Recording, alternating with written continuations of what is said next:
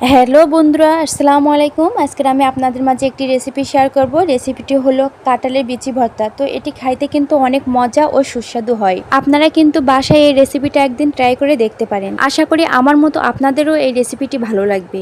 তো রেসিপিটি শুরু করার জন্য আমরা প্রথমে কাঁঠালের বিচিগুলোকে সুন্দরভাবে ছুলে নেব। এটি কিন্তু খুব সহজ একটি রেসিপি, চাইলেই আপনারা বাড়িতে বানিয়ে নিতে পারবেন। তো দানাগুলো ছোলার পরে আমি কিন্তু দানাগুলোকে সুন্দর করে পরিষ্কার করে নেব। তো আমার বাসাতে পরিষ্কার করার মতো কোনো কিছুই ছিল না, এজন্য আমি শিলপাটাতে পরিষ্কার করে নিয়েছি। আপনারা কিন্তু চাইলে এভাবে আমার মতো শিলপাটাতে পরিষ্কার করতে পারেন। তো দেখুন বন্ধুরা, কতটা সুন্দরভাবে পরিষ্কার হয়েছে। এবার আমি দানাগুলোকে একটা পলির ভিতরে বেঁধে ভাতের ভিতরে দিয়ে দিব। আপনারা কিন্তু চাইলে আলাদাভাবে সিদ্ধ করতে পারেন, কিন্তু আমি ভাতের ভিতরে দিয়েই সিদ্ধ করছি।